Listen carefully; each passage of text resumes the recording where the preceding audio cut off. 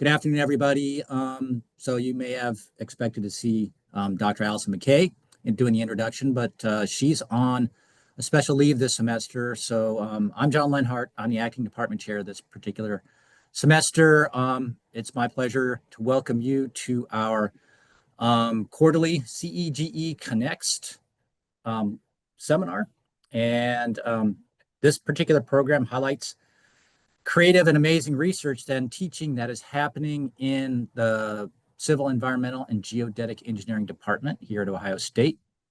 Kind of the idea with respect to this is that we anticipate the full value and impact of the work that we do occurs when the classroom instruction and the research actually inform practice and policy. So trying to make those connections. In addition, this particular luncheon series is an opportunity for alumni and those who are interested to hear from faculty and as they share their perspective and recent innovations on what they're doing that's relevant to practitioners. We're also happy to reconnect and highlight that the department continues to be a resource for you after you graduate. So this is an opportunity for you to learn new things. So today, as you all see, we have Dr. Anthony Massari as our speaker. He is an associate professor of practice in our department. He also serves as the faculty director for our relatively new Masters of Structural Engineering graduate program. Prior to coming to Ohio State, Dr. Massari did his PhD at Caltech, and he was for several years a practicing structural engineer for Thornton Tomasetti, working on stadium and high-rise building projects. As a professor of practice, Dr. Massari has teaching interests that are focused on bringing in real-world structural engineering concepts into the classroom, merging those ideas with engineering theory. And I guess today, as you see, he's going to be talking about bridging practice and academia. So basically exactly what I just said. If you have any questions, go ahead and drop those in the chat, and either Kevin or I guess, will be tasked with responding to those. And I guess without any further delay, let's go ahead and welcome Dr. Massari. Thank you, John. Appreciate it. Excited to be here talking to everybody. Johnny kind of stole my first two slides, but that's okay. So a little bit about me, but John kind of hit that nail on the head there. My name is Dr. Massari. Been at Ohio State for about 8 years now. Come to you from the West Coast for my PhD, the East Coast from where I used to work in practice for a company called Thornton Tomasetti, where again worked on a bunch of really fun projects. I'll show you some of those today. My research prior to joining OSU is focused on structural dynamics and earthquake engineering. Talk a little bit about that towards the end if we have time. But what I really want to talk to y'all today about is sort of how we take projects that we worked on in industry and somehow fill or use those to inform our teaching and ideally create insight from our students when they're working on some more theoretical concepts, for lack of a better word. Just because professor practice is a slightly different role, just so everyone's on the same page. We only have 2 of those active in the department right now. They're both in structural engineering at this moment, but we're primarily teaching faculty. So we teach a lot of classes, don't have any research obligations, and we focus on doing a lot of design courses, some of the more ideally less theoretical and more practical coursework in the department for both graduate and undergraduate students. So most of the courses I teach are senior students, or occasionally juniors, and graduate students. Ideally, those fundamentals, those mathematics, strengths of materials, that kind of stuff, is done traditionally by more of our research-oriented faculty. But end of the day, because I teach a lot of design courses, I teach the senior capstone project, students generally see a lot of me. So from that perspective, that's why I was able to know a few of you folks on the call right now. So I have a really cool job. I get to teach a lot of senior design classes, see kids off in their capstone, their senior project. I have a pretty cool job. I like it a lot. So plan for today is we're going to talk a little bit about my time in industry, some of the projects that I use to express different ideas from classes and coursework. The idea here is that, we can take some of this real world project experience, not only my own, but also from locals who help bring projects into the classroom, and show we use that to sort of create insight, whatever that may be. I'm going to talk a little bit about that master's program that Dr. Lenhart mentioned there, and what we're doing there and the interest that we have in it, and how we might push that forward into other domains besides structural engineering. And again, if we have some time, talk about some old research topics I think are kind of interesting and relevant to today.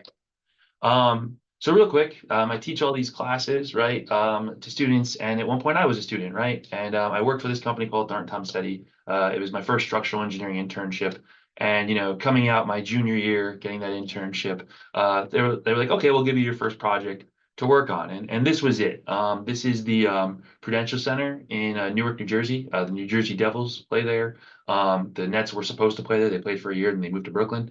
But as a junior coming out of college at the time, I had learned a lot of things, all right? Some of these structural analysis problems that you had solved, but hadn't taken any design classes, hadn't really done anything like that. And I quickly realized in my junior internship that that's not the same, right? There's a little bit more going on in something like this, and I was quite intimidated, for lack of a better word, coming out of school, or at this point as a junior, going to my summer, right, and figuring this kind of stuff out. And so, as one does, I stared at that building for a minute and then I panicked. And I was like, oh, I'm going to lose my internship on like week one. That's it. There's no way I'm going to be valuable or be able to contribute to something like this, right? And a little bit of an imposter syndrome getting started on something like that was pretty massive. And then at the time, I went to my father and I said, hey, Dad, I think I'm in over my head.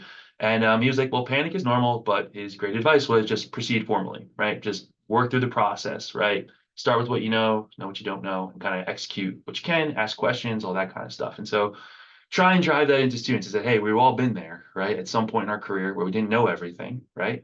And the only way to know is to do, right? And so end of the day, the idea of taking things one step at a time, in that case, staring at that big steel structure, it's a bunch of beams and columns, right? I know how to do those to some degree, right? How can I use that knowledge that I have to then apply it to this much bigger, larger problem where it's not just those one-off beam problems that we did in class, but thousands of them, right? And again, I said it, but I'll say it again. Know what you know what you don't know. Be confident, but don't be arrogant, right? So hey, I know what I know what I don't know, and if I don't know, I'm going to find out. And if I can't find out, I'm going to ask someone a question, right? And so creating an environment in education and work where that's acceptable, right? Where you want to work a place where you can ask those questions and admit your lackings, right? And be able to move forward. And so end of the day, from that very crazy thing where I was super scared of it, right? My first day, and eventually, about 2 or 3 years later, I'm standing inside of that thing. It was pretty cool. And then I got to, take my friends to the stadium, and it was really amazing. And got to see games, all kind of stuff in my backyard, which is really, really rewarding, right? So one of the best parts about structural engineering. Keep going on that. I am a structural engineer by trade, by practice, by training, right? One of the quotes I love that I use in every class, if I remember to write on the chalkboard, is this one here. And you'll see some stuff in gray and some stuff in red in the quote here, right? But it's kind of all about this idea that we're structural engineers, we use materials, we design with these forces. And the last sentence there is the most important sentence, honestly, is that our responsibility with respect to public safety is met, right? And that's something that has no caveats here, right? But I want to go over these caveats real quick. When we teach these students structural engineering principles and we teach them these, 30, triple integrals, second order differential equations, all this crazy math stuff, right? End of the day, all the precision that we have in this mathematics, right, is really a level of, sophistication that's beyond our abilities to actually model some of these things, right? So everything when we model something, when we connect a stick between two dots, we measure that beam's deflection in an analysis program. There's a lot of wishful thinking is probably the best way of thinking of it relative to the connections, relative to the material properties, right? And so conveying that to students and saying, hey, listen, we're doing this with a lot of precision, right? But the reality is we're going to have that fee factor, we're going to have those load factors, we're going to have that factor of safety, because we can only approximate those behaviors of those components based on our analytical abilities. And the same thing with materials. I love to bring up the fact that when they take the materials course and they mix those rocks and mud with some water, make this thing called concrete, right? All of a sudden, you were targeting 4,000 psi and you got 5,500, right? You got something a little bit stronger, a little stiffer, a little less strong, right? Whatever it may be, right? We go in with all this precision, but we're working with these organic materials, sometimes wood, right? Where we don't necessarily know everything about those material properties. And we're working with forces, right? These demand side of the equation. And sometimes it's you and me in a room, sometimes it's furniture, but other times it's, acts of God, it's earthquakes, it's wind. And we have so much understanding of those events and we project those out 500 years into the future, and we hope we can use that information to make good design decisions. But all of that is with the lens that we're approximating. We're making some guesses, educated guesses, and we're using science to do it. But it's not all perfect, right? And who knows, with climate change, with the latest fault that ruptures in California that no one ever heard of, right? There's all sorts of things that contribute to this. But the most important thing, right, is that last sentence, right, which says that no matter what we do, right, we have to do our job. People have to be safe. And I always bring up that, when we walked in this building today, did anyone think, oh, I hope it doesn't fall down on me? No, because you have respect for it. We've created in the United States, at least, the confidence because of our engineering prowess that we don't have to worry about that as much as some other places in the world. So going back to some of that Thornton Tomasetti time, got to work on some cool projects. I like these ones because a lot of people get to use them. MetLife Stadium, that's where the Giants and Jets play. That was something I got to work on. That was really, really fun. Very proud of that one. Got to do some peer review on Barclays Center. So after the Nets left New Jersey, they built the Barclays Center in Brooklyn. And so I got to peer review it and give them a hard time. It was kind of fun. Millennium Science Complex, kind of a long cantilever at Penn State. Thank God we beat them in football this year. So it's been an awkward picture to throw up, but nonetheless, yeah, that was a pretty cool, long, super long cantilever. At the time, it was 150 feet, was the longest occupied cantilever at the time of construction in 2010s, I would say. Some more kind of cool projects I like to show students as well, some that didn't get built. So these are kind of these exotic structures. So the one there on the top left, that's Miami Resorts World, which is now currently, actually, they've been revived and they're going to actually build this now. But these kind of, I don't know how to describe it, but like, lofty goals architecturally to go after. The one on the bottom left is in Minas Zayed. That one, if you can see on the right-hand side, that was a sunscreen that was supposed to go around and follow the sun and actually shade the building to save air conditioning costs. So it was a $160 million pair of sunglasses to save on the air conditioning. Debatable if that was an economical decision. They decided not to build that one. The one on the top right, that's a Diamond of Istanbul. That one they actually started construction, got 18 floors up, and then ran out of money. But some of these things that we work on, that we can start and put a lot of blood, sweat, and tears into, sometimes they don't get built, right? I think it's a reality of our industry, of our trade, right? That we spend time developing these ideas, modeling them, right? There's a really long, large ETABS model there on the right. Took, many hours, many months of review, right? Made those construction drawings and then only to kind of never get finished, right? But sometimes stuff does get finished. That's kind of fun. So over here on the left is the Hudson Yards project. Hudson Yards is on the west side of Manhattan. It's supposed to be in the end 20 million square feet. It's supposed to go all the way to the Hudson River. It's not quite there just yet. But I got to work on a couple of the towers on this project. So this was Tower A. There's this mall here, and there's Tower C. Those are all currently built. There's all sorts of, if you've ever been in Manhattan, you haven't gone to Hudson Yards, you should go. It's really cool. And I love this project because it talks about the intersection of transportation, roadway, buildings, all this kind of stuff at once. It's kind of a great, interesting, how do we build something over an active railway, right, that we can't shut down, right? That's the MTA, that's the subway system of Manhattan, right? We can't shut that down to build these buildings. So how do we work around this problem, build trusses that span over and do sorts of fun, kind of interesting things to make that kind of stuff happen. The one on the right is a project I use all the time for peer review that was actually done by Leslie Robertson, Lyra Associates, but we got to do a peer review on it. So we can use that project to, hey, here's how this company did it. This was our comments on it, and show that peer review process to students, which is helpful, right? To kind of make it real. Like when you're doing these peer reviews of your projects, there's a rationale for this. And we actually do this in industry, right? So conveying that in a kind of cool scale project.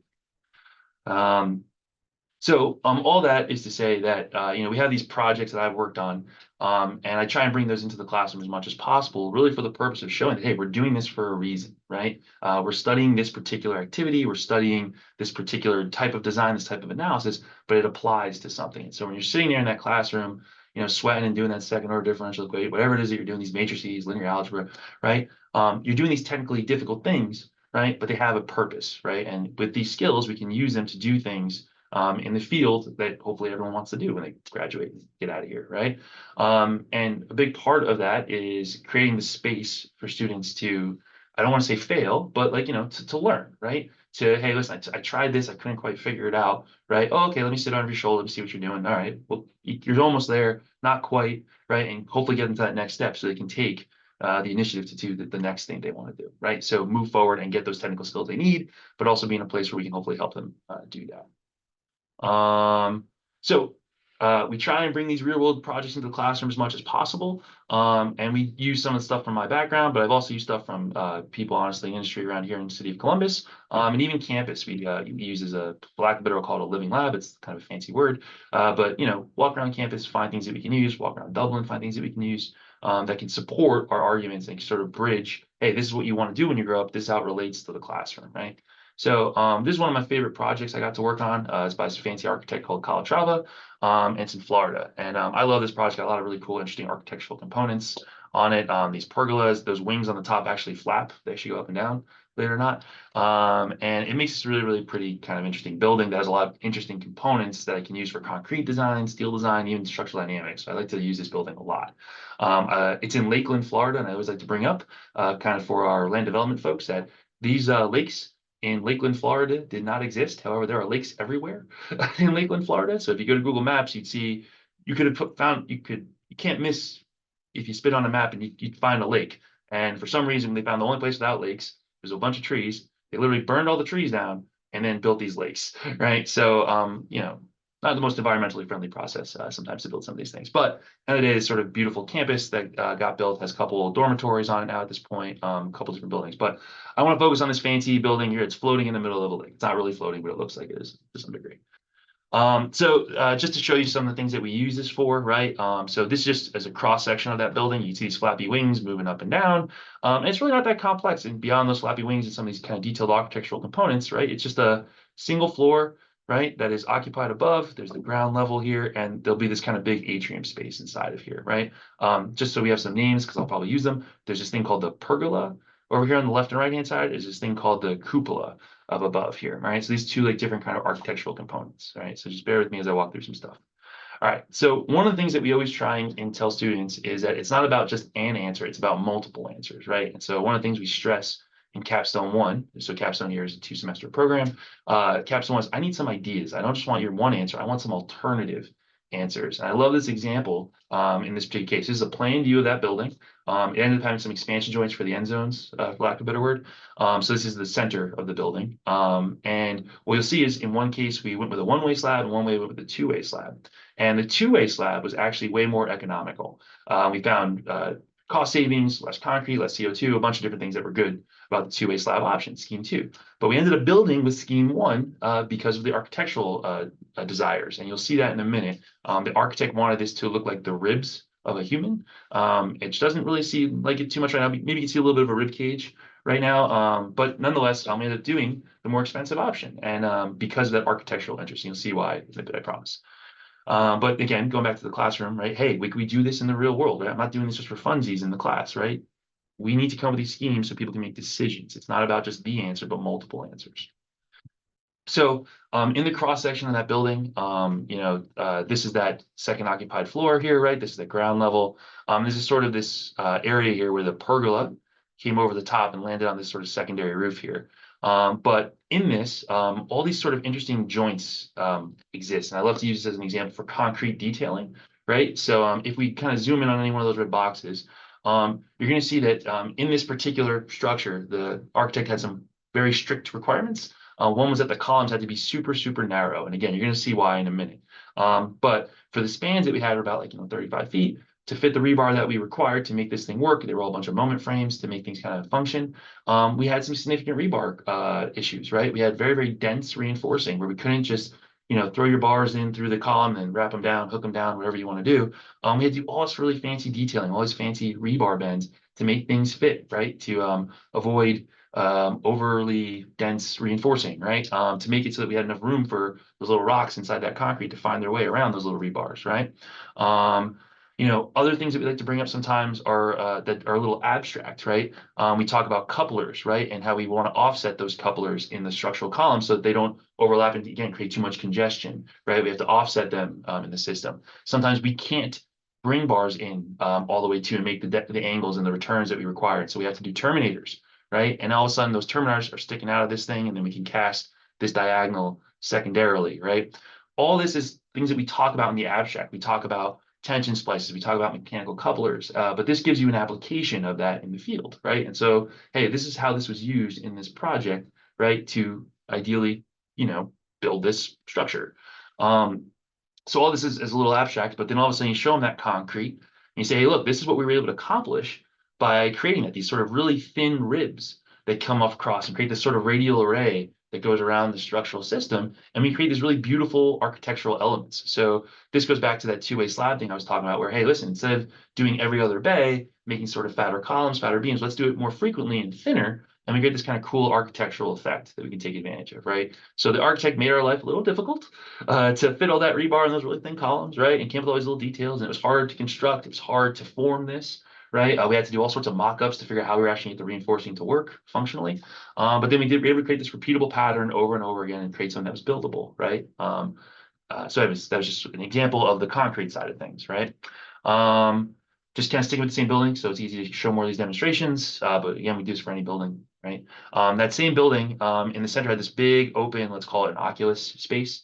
It's meant to be sort of a big open grand, you can think like a library, right? Open space inside of it, and they want to have this really big opening here. I think from here to here, originally it was supposed to be 60 feet, ended up being 85 feet in the end. That was a fun change halfway through the project. But the idea being here that this span here has a sort of long distance to travel, not a lot of backspan in terms of the secondary framing back there. But nonetheless, how do we make this work, not forgetting that there's this big cupola on top, right? So this cupola is made up of, oh gosh, if I can remember the numbers. I'm going to say about 40, maybe 50 these steel arches, right? And if you remember from arches, 3310, for those of you who doing some structural analysis recently, arches have this sort of thrusting effect associated with it, right? And so when you put that arch down on the system and you try to take advantage of that thrust to resolve the forces in the system, well, now the question is, where does that thrust go, right? The problem's not over just because this arch works, right? It's floating on top of a two-story building. How do we get that thrust going, and again, diagonally, right? Having horizontal and vertical effects.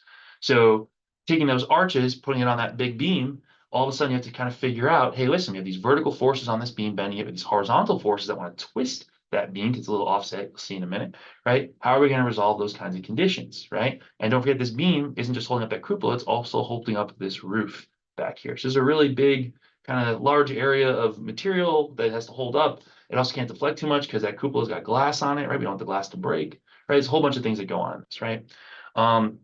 So we're able to talk about this stuff and say, hey, listen, here's that beam that you've seen us design in the past, right? We've done that simply supported beam. Maybe we've done a couple continuous beams, but here it is in application. And here's that vertical force, right, from that thrust coming down. And we have to design this beam for its, again, negative moment and positive moment. How do we get the magnitudes of those moments? Well, we can look at this very simple beam, kind of can opener that curve, right, and take a look and see, hey, how's the moment progressing, positive and negative? How much reinforcement do we need? And how big does this thing need to be to minimize that deflection?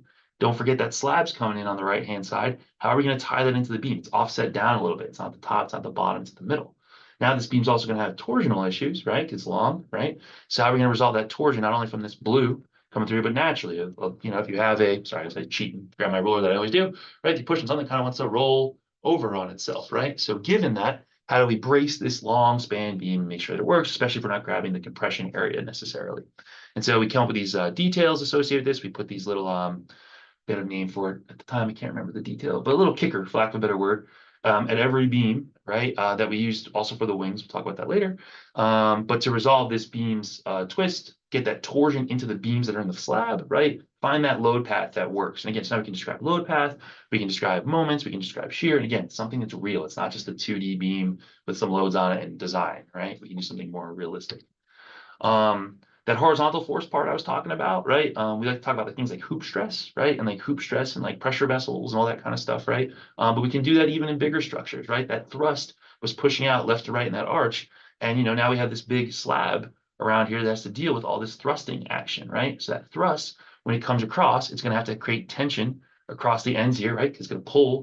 We don't want to crack that slab apart, but it's also going to bend this slab, create a shear diagram, create an axial diagram, right? And all of a sudden we create this big moment diagram, this big shear diagram, and then we design that slab for that moment, for that shear on top of all the other things happening in the other direction associated with the bending of the slab acting on the system, right? So again, bringing these concepts to life, right? These hoop stresses, these bending moments, these torques, these axials, we can walk around these sort of real structures. Other thing I always like to bring up in class is every once in a while I get to do something super weird, right? So this building had wings. I don't know about you guys, but that was not in my curriculum at the New Jersey Institute of Technology, right? And so now we have these wings that flap up and down. And how do we deal with that? How do we think about forces on this system, right?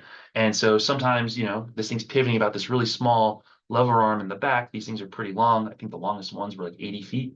So the backspan, this is going back a while, but let's say 6 feet, might be a little less than that, honestly. We'll see a picture of it in a minute. But anyways, we have this really long cantilever, this really short backspan, which means a lot of torque we have to resolve in a very short distance, right? And so how do we resolve that torque? And the original plan for this was to actually lift this thing up with one big arch in the middle here. So there'd be one arch on the left, one arch on the right, and we lift all the wings up at once and all the wings down at once, was the original plan for this particular building. So for this thing, we also have to worry about the fact that when the wings are up and it catches wind, it's kind of like a big sail, right? And that sail comes in, where does that horizontal force go? How do we deal with the torque in that system? How does this thing really work? So one of the things I talked about students is this idea that, like, it's not just about the let's call it the worst case, but also has the serviceability case, right? And in this case, we treated it as such. We thought about the idea of, hey, listen, when this thing's up in the air, we're in Florida. We definitely don't want that wing up in the air during hurricane season, right? And so we have to be realistic about the fact that, hey, this thing can work, but only some operational velocities, let's say, right? So we designed that wing to be in the up position for anything 25 miles an hour or less, right? So we designed it for 25 miles an hour. It's a mediocrely windy day. We should be okay. Hurricane's coming, lock that thing down, putting it all the way down to the down configuration, lock it in place at its base, right? And now we have a simply supported instead of a cantilever condition, also not asking this large mechanical system to deal with all those wind forces and torques, which would have made it completely infeasible. So anyways, just to kind of get, again, different ideas, different stages of loading, all sorts of interesting things associated with that. One of the things that actually was really cool about this project was it actually almost didn't happen. So to make those wings move up and down, they wanted to move this big arch across the entire system, right? So this big arch, and just to put it in perspective, this thing was 300 feet long, 350 feet long, something that's that order of magnitude that would be lifting all these wings up at the same time and up and down at the same time, right? Well, if you summed all that torque for all those horizontal vertical forces that were going in, and you put those vertical forces on that arch, the thrust on this thing was thousands of kips. And if you ask me, it'd be hard to remember, but 3,000, 4,000 kips, something like that, very big number, right? Well, now you have to take that 4,000 kips and you have to now move it. So you have to have a machine that has an abutment that's strong enough that can deal with 4,000 kips and pick something up and put it down, right? That's a really, really hard ask. Found someone that would make a machine that would do it. It was super, super expensive, but almost killed the project, right? Given that, this is one of the things I had a cool moment I like to share with students, which was coming up with an alternative, right? So again, this wasn't working. Literally, the project almost died. And I was sitting there, I was like, well, we got these steel cupolas. Can we use them for something, right? And so came up with this idea of saying, hey, listen, in this meeting, lots of people, lots of money, right? We're talking about $80 million building, right? Something like that. Hey, crazy idea, right? Why don't we just use the cupolas that we've put up, right? We have 80 of these things, right? Let's use those steel structures, right? And let's just push and pull off of them instead of going 400 feet, right? Or 350 feet, if I remember right, right? Let's just go 2 feet. It's right here, right? Let's use it and bring it down to those big beams we're building anyway, right? And use those to work the problem, right? That ended up being what we actually ended up doing. Sorry. We were able to deal with these, so it's hard to tell in this picture, but there's the hydraulics here that are pivoting off the top of these cupolas, and every single one of these individual hydraulics controls each individual wing, right? Much smaller forces, right? We can talk about the idea of load path. It's best to bring things down as quickly as possible, not make it traverse far distances and then bring it down, right? Also mean much smaller equipment that we could buy. These things, you can buy off the shelf instead of a custom machine that would have to be able to deal with that thrust, right? So all of this kind of plays into things that we could do. It also saves money, that's always a win when you come with something like that, right? So part of this is thinking about forces moving through, but also thinking about alternatives, a different way of doing things. And this ended up saving this part of the project. It was a really, really simple idea. But again, like this was almost went away because we couldn't figure out how to deal with, or for lack of better, fiscally responsibly lift these wings up and down with these big, large arches. All right, so that's stuff that's going on in previous life, Thornton Tom study time. But we've been in Columbus now for a while now, me and my family. We look around Columbus for opportunities, right? So hopefully these work. Every once in a while, if I'm walking around town, I see something, I'll take a video of it and I'll try and share it in class. So, all right, cool everybody. So use my weekend and do a little experiment for y'all for structural dynamics. So what I'm going to do is I'm going to grab a cable on Dublin pedestrian bridge. I'm going to give it a little wiggle. I'm going to walk away from it, and we're going to see how much it wobbles. All right. So bear with me. I kind of give it a little initial wobble. I'm still learning how to flip the camera. Apparently, we can't do that. How do you kids do this stuff, right? So it doesn't always go to plan, right? When I try and do this sort of stuff, right? I'm still trying to figure it all out. but eventually we can do some of these things, right? And so this is the same video recorded the second. I found that on my phone while I was doing it. It was fun. Anyways, there you go. This is the real one. Time walking away. Show these kiddos what's going on here. All right. Hopefully, if I can hold it like static. You see one of those cables is moving in the back. See the cable I was just shaking? There it is.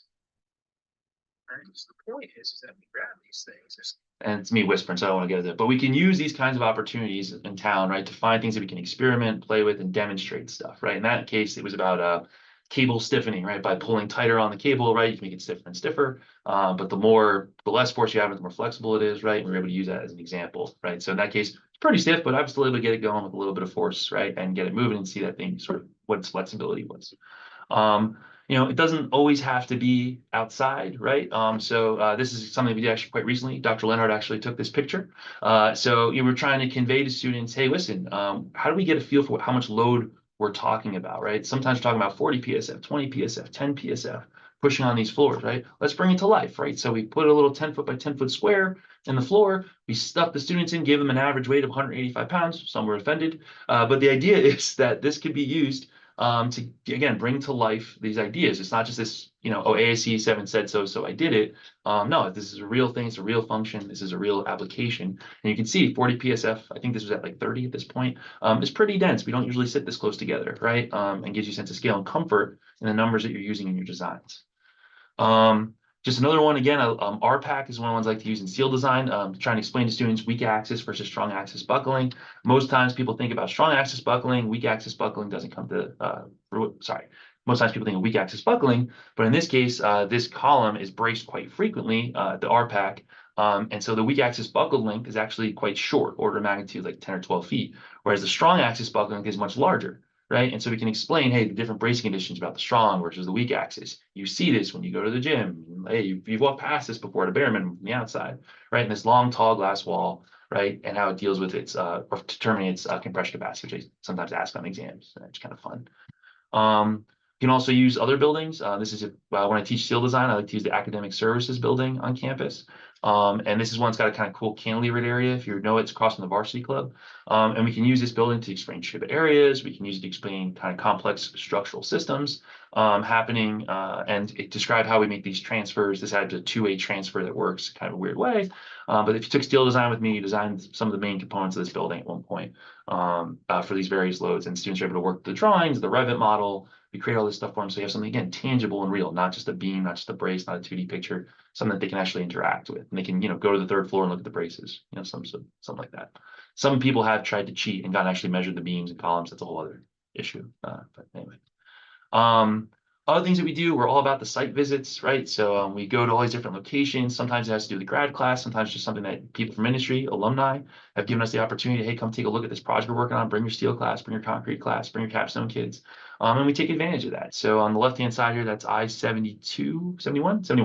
That's going on right now. Bottom there's Upper Arlington High School under construction. Right side there is the new EAIC building on campus, which has the solar panels. So the students are standing under the solar panels. They're really excited about that solar panel roof and how that worked. And they learned a lot about how to deal with fire ratings of these kinds of systems. It was a fun little tour project we got to do together. Beyond all that, there's senior project here we call the capstone, right? And at capstone, we try and use real projects from around town. And so most of them are in the state of Ohio.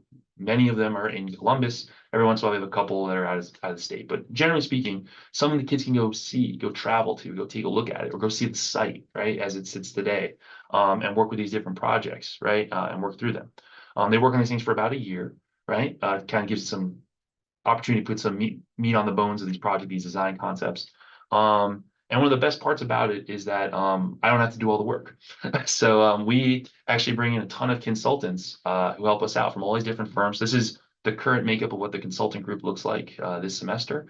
Every semester we get different people from different firms helping us out and coming in on their Tuesday or Thursday nights and helping our students and showing them the latest and greatest software, the newest ideas. So how they did it at their office, right? Relating it to different projects, all sorts of great things, right? And so we're lucky to be in a community that supports our students in this way. And we have about, I think right now it's like 20 people that are helping us out, which is excellent. So we have about 100 40 kids in the capstone program if it's all folded up and we have everyone going at the same time. And so there's a lot of opportunity to interact with someone who does this job every day, right? So again, bringing that, bridging that gap between academics and actual application, right? They get to do this a lot their senior year, which is great. I'm a big supporter of student competitions, and I want to bring that in as another opportunity for bridging the gap between the academics and applications, right? And so I've done this since I was a student, when I was 18 years old, building a steel bridge in my buddy's garage, till today, now as an advisor for currently our steel bridge team, but also helping out with our ASCE, concrete canoe, all that kind of stuff. But all these so just here's some photos of me grinding away at one point. Got to travel to Florida with this guy, Frank Johansson. He was a monster. He was a Marine, anyways, who did professional bodybuilding. He was very, what do you call it? He was like a teddy bear. It was unbelievable. Anyways, he was a massive man who helped us learn how to weld, which is great. Also got to, travel to California, which was really cool from a guy from New Jersey, to do a seismic competition, right? So I did all these things as a student, and they were very memorable opportunities. Friends for life that I got from those projects, right? You know, in all these guys' weddings, right? You know, it made a community, for lack of a better word. So I'm always advocating for these kinds of things. I think they teach a lot of important skills. You know, every one of these programs, you know, there's sort of like a 3 to 4 year interaction of someone gets started. I just want to meet some people. I hear there's this activity in civil engineering. Okay, now I want to learn something about how I can actually help. Hey, listen, I've gotten pretty good at this.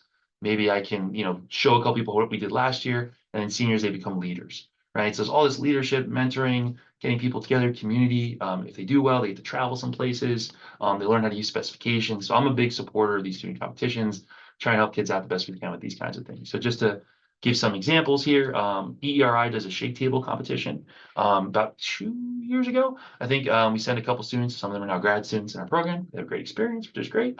But you know, they build something approximately 1 geosize, just to put in perspective, whatever height that is.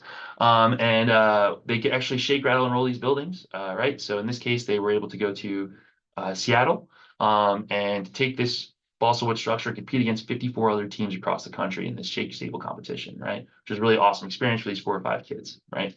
But we want to keep this going and we want to get more interactivity and this sort of thing. So we actually ended up doing it ourselves 1 year. So we actually made the competition here in Columbus, and we're able to get different teams. I think we ended up having about 12 teams work out. So we gave them all some balsa wood. We gave them a mounting plate, build your own structure, and we'll shake, rattle, and roll it. When those students shake, rattled, and rolled it, sometimes they suffered minimal amounts of damage. In this case, I think on the right-hand side, you'll see, hopefully, kind of bows out a little bit. Some of those columns disconnected from those beams.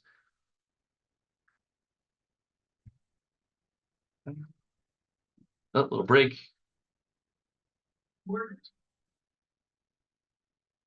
So sometimes they survive, right? And everyone's happy, all smiles, right? And sometimes we have a foundation failure.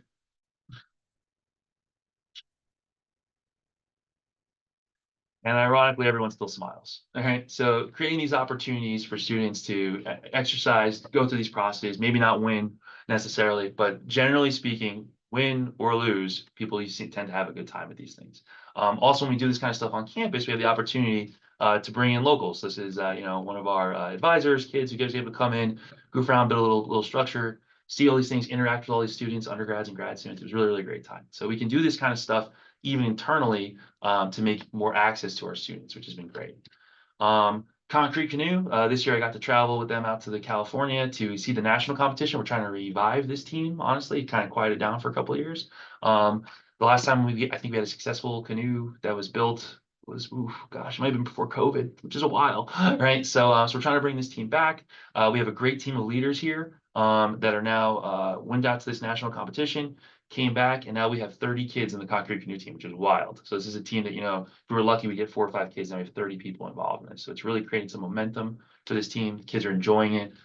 2 nights ago, I could tell you that, you know, they had a whiting turning come in and explain some concrete technology. It's fantastic. And it's been this great investment, community building, all this kind of stuff. It's been really great. And, you know, again, they're taking the stuff they learned in the classroom from their materials classes and applying it to something pretty unique. Floating concrete isn't easy. And so how do you make a concrete mix? It's not just from the void space of how a boat works, but this actually, they flood them and they have to still float. So you have to actually make concrete lighter than water, right? Which is a tricky thing, but you get to take all your materials classes and bring that all together and try and come up with mixes that are sort of unique, not your standard lightweight, normal weight concrete, but something really, really lightweight. And hopefully it has enough stiffness. And how do you come up with reinforcement, build up the layers, all that kind of stuff. So again, taking those ideas from class, bringing them to something they can actually do is practical. Steel bridge is my favorite. Drockton, I'm pretty sure I saw you were on there, so I found a picture of you. I didn't know you were going to come, but that's kind of fun.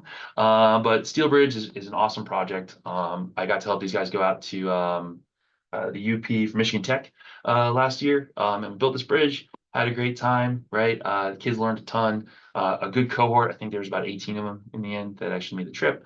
And we're able to build, create, craft, manufacture, right? Get a feel for and understand, hey, what does it take to actually build stuff? What does welding really look like? What are some of the things associated with impurities, right? What's a good weld look like? What's a bad weld look like? How do we think about constructability of these kinds of things, right? So again, another team that's flourishing this year as they flourished last year. This was the old guard of leadership. This is the new guard of leadership in that team. And again, they just had a great experience. And I don't know, when I did my steel bridge, I still talk about it to this day. And these kids as well, they're having a great time learning this stuff. And again, learning how to apply what they learned in the classroom to design something real and functional while still in school. Now, while I was at this competition, I noticed that we had some hard hats because you need it for safety. But they were from the Department of Mechanical Engineering, which gave me great angst. And so we decided to get everyone new hard hats, which is kind of cool this year. So just kind of a fun thing that we were able to do. We want to take these kids on site visits. We want them to get that experience of bridging academia, right? And so we were able to actually find the way to go get CEGE hard hats to all these students. So now we're all branded well. We're all one team. Again, these opportunities create these activities create the opportunity to create community. And I think that's super important. And so we've been doing as much of that as we possibly can with all these kinds of activities. All right. So that's kind of the teaching stuff I wanted to talk about. Just want to get into a couple other little things here. Still time, right? Hopefully I'm not going too long. All right, I got 20 minutes ish. So something new that we're doing, we're starting these professional programs. These are not super new in terms of the university, but they're new for us. And the idea here is we're trying to build programs for people who want to go to industry, right? So traditional Master's of Science is a very technical focused degree. Here, if you did a straight course-based program, you would take 11 classes, all in technical stuff. So if you were structures, you find an element method, you advanced concrete, you advanced steel, all these kinds of different sorts of coursework related to that, but all technical. And these professional programs, the idea here is, hey, listen, it is technical. We're all engineers, it's technical, but eventually your career is going to evolve into being a project manager and maybe even into business development.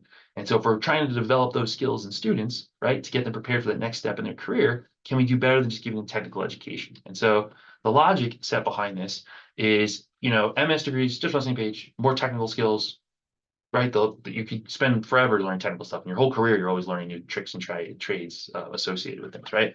And we're not trying to say it's not important, but if we could make some space in these degrees for professional development and for some creativity, that's a good thing, right? And so this program, what's sort of unique about it is two things. One is that 2 courses are required to take in business, broadly speaking. So it could be in leadership in business, it could be finance, it could be accounting. There's like AI classes in business. There's all sorts of stuff associated with this, right? But the idea is we want you to start thinking about this part of your career when you get out of here, right? When you're going to start managing people, bringing in work, managing a budget, right? And that's not something I'm going to teach in finite element method, right? I need a place to do that, and this is a good place to do it. So they're learning from really, first-class instructors over at the Fisher College of Business, and getting to interact with also people in different industries, which we think is a positive thing as well. We also have this thing called the Structural Studio, which is not the same as Capstone. It's an independent project where you have to do parametric modeling to develop solutions, not to just one problem, but to many problems, and then some other grades. So this is how we do that parametric modeling. I made this really quickly, but this is just like, a box building. It's got different story heights. We can change and evolve the profile of the building. We can change the width, the height, the number of stories. We can even twist the building at the top and the bottom, add some more stories to it, get a little crazy with the angle of twist in this thing, right? But the idea is if we can make tools that can keep up with these parameter changes, right, we can then use them to, analyze, design, and make decisions. Hey, maybe architect don't twist it 200 degrees because it's crazy. Maybe leave it at like 60 degrees or 30 degrees, right? That's something more practical. And bring it to life, pump this into structural analysis software, get some preliminary results early on to make good decisions, right? So that's why we promote this parametric modeling stuff in the Structural Studio, right? But they're also doing real design, right? Eventually, so this is one example of what a student did 2 or 3 years ago, where they took an elliptical building, played with the size of the ellipse, played with the height of the building, played with different column spacing, different core dimensions, right? And we're able to process this to make decisions, to come up with what is the slab reinforcing, what is the shear wall reinforcing, right? Figure out all the column sizes, what have you throughout the system, right?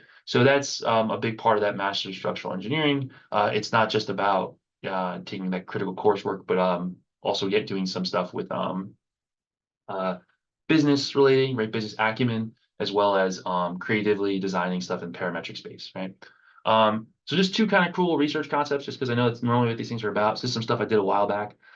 So in 2016, we were looking at moving mass of structures. And so predominantly what actually brought this to light was Google was looking to build data centers in San Francisco at the time. And they wanted to do multi-story, right? San Francisco, land's hard to get. So we can't just build like we do in Ohio and just take over a farm in a place like that, right? Where they build these high density data centers. And so these multi-story data centers, right? We were really worried about, well, what would happen to these sort of critical components if they got shaked, rattled, and rolled in an earthquake? And can we isolate them and make it so those individual components experience less acceleration, less damage, right? And so they've been doing this in out on the West Coast. It's very, very common. And also not only that, but even in critical machinery, right, where we have storage of these kinds of things, the sliding mass. If you can imagine being in an Amazon center, again, maybe a denser neighborhood, multi-story situation, how can we protect these pieces of equipment? And so one of the things that we were interested in there was how does mass being disconnected from the system actually affect the response of the system, right? So if some stuff slides versus stuff that doesn't slide, does it change the response significantly? And you look at data centers, that equipment is incredibly heavy, right? And storage facilities, that equipment is, or that stuff that's being stored is incredibly heavy. And it ends up being a majority of the mass. So when you change a majority of the mass, you can greatly change the performance or the output of the structure, depending on where you're looking at different points of time, right? So decoupling mass, depending on the earthquake you're working with, the spectrum you're working with, right, can create very, very different results, right? So how do we work with that kind of stuff? Other things that I think are interesting that we worked on in the past, this is high density, low cost instrumentation to look at movement of structures. We call that structural health monitoring, but we would use this type of structural health monitoring with digital twins to try and assess, for lack of a better word, the performance and if there was a bad earthquake, the damage associated with the system. And so creating sort of like real-time monitoring things, you can see how the building's moving. You can tell when a sensor is broken, right, where it's not giving you any feedback at all. You can tell when things are sort of out of phase, i.e. maybe someone oriented the box 180 degrees the wrong direction, right? We can figure out some basic stuff about that network. We can look at how over the evolution of time, spectral content, and see if there's been damage through the event. All sorts of kind of interesting stuff associated with the structural health monitoring. I'm super into this. If you ever want to talk about it, let me know. But the idea, just on the same page of this kind of stuff, is that if there is an earthquake, maybe we have this idea like, hey, listen, the building moved like this, and if it's green, it's good, right? If it's outside of green, it might not be good. If it's in the red, we got real problems, right? And so the idea is maybe after an event, doing some sort of post-processing and say, hey, listen, look, we got to take a peek. What's going on up here? This sort of weird kink in this building at the crown. That might have some real damage that we have to take a peek at, right? Maybe there's some damage or no damage in our brace frame all the way up the height of the building, but then this little lower moment frame down here about below, this might have had some tricky bits going on. We might want to take a look at these parts and these parts of the building first, and then maybe we'll go back and then check everything else out, but we think it's going to be okay because it stayed within the green, for lack of a better word, right? So this is some stuff that I used to do back in the day, back in the Caltech days, that I think is relevant to industry today in terms of structural health monitoring and how we can use this kind of information to make decisions, right? So, all right, I did a lot of talking. I'm a professor, it's what I do. But if you guys have any questions, let me know. But at the end of the day, I have a really cool job here. I get to talk to students about industry. I get to bring them through their last kind of bit of their undergraduate career through that capstone program. And hopefully I get to keep a couple of them for grad school and show them some really cool stuff. So thank you for your time. And if you have any questions, please let me know.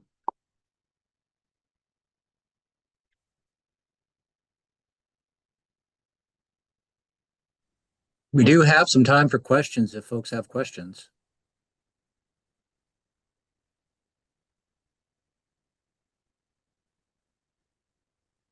It's okay if there aren't any. Yeah. Just like class. So familiar, so familiar.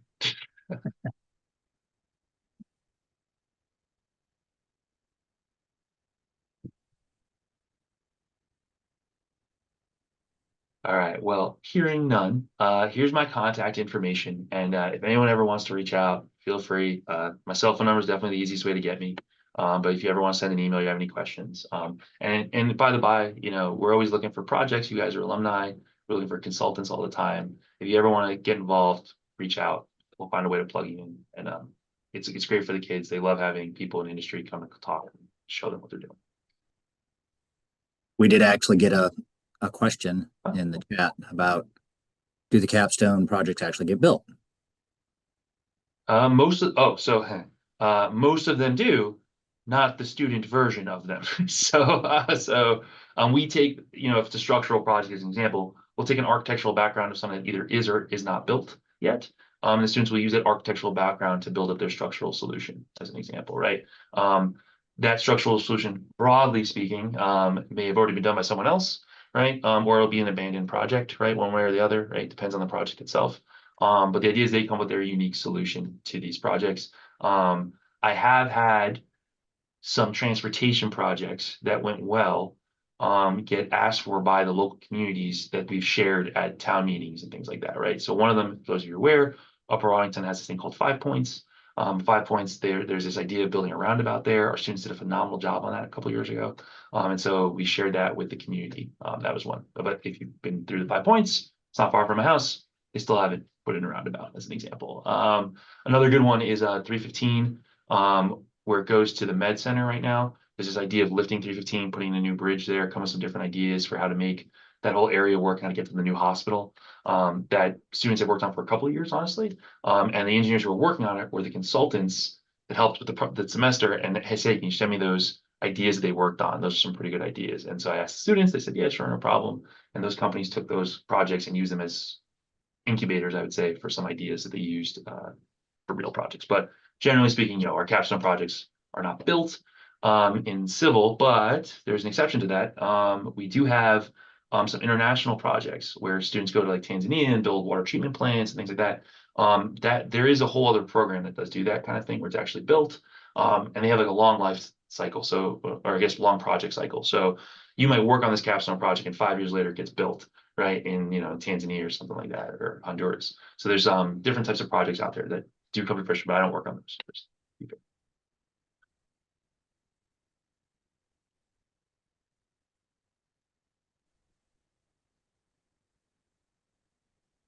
Stop sharing. Hello? Hello.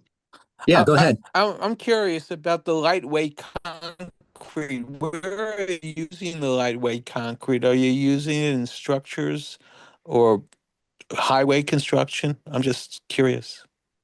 So that super lightweight concrete that they're using for the concrete canoe is something very unique, right? This I would argue is less applied in terms of industry, right? Like no one's really using that super lightweight concrete, right? That's less than water.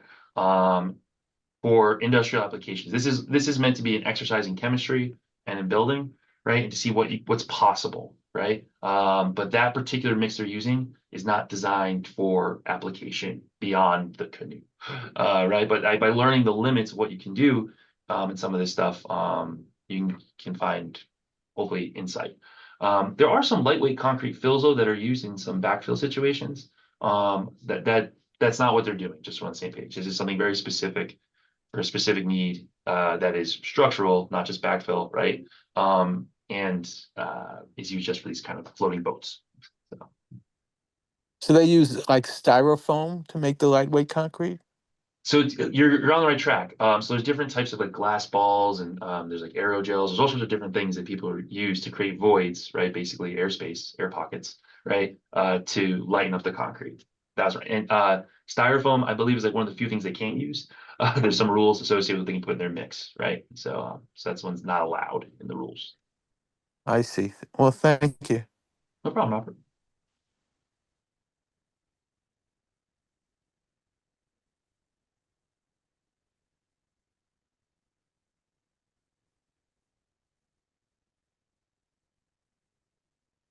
That's sufficient awkward silence. Are we good?